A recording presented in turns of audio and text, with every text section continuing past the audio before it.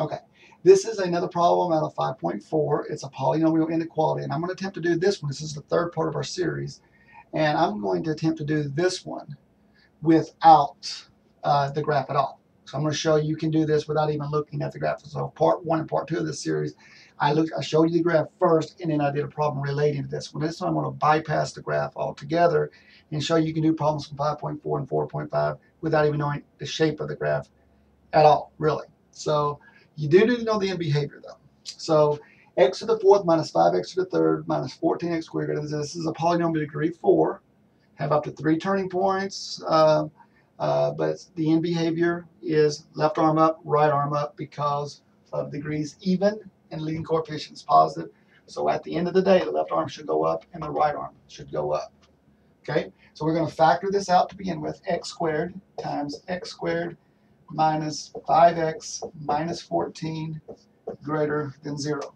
Factor that again. X squared times x minus 7 times x plus 2 greater than 0. And I believe that's how it factors. So x-intercepts, so draw the one-dimensional part of the graph. So 0, the 7, and the -2. You don't really have to draw these things to scale too much. You just got to make sure the left numbers, the smallest numbers on the left, the biggest numbers on the right.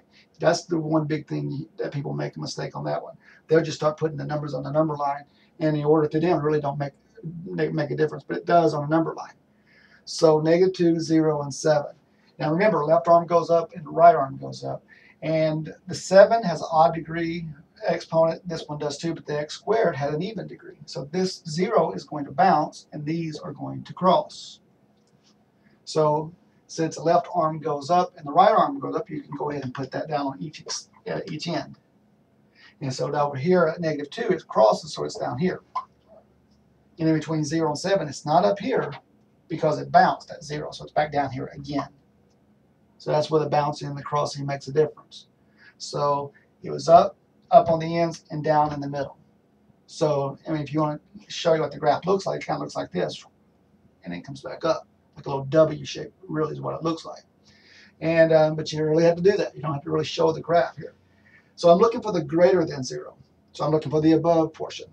And it's only above at the ends. So -infinity to -2, union 7 to infinity. And again, this problem says greater than, not greater than or equal to. So there is no brackets on this -2 and the 7. Infinities never get brackets because you can't include that number. But that's it. So we're looking for the greater than 0. If it was less than 0, the answer would be between -2 to 0 and 0, 7. But you could not include the 0 because 0 is on the x-axis, not less than. So you'd have to write it as 2 separate intervals. -2 to 0, union 0 to 7. You couldn't just simply say -2 to 7, because if you say -2 to 7, then you're implying 0 is included. So so if it's that's if it's less than. If it's greater than, that's your answer. Okay.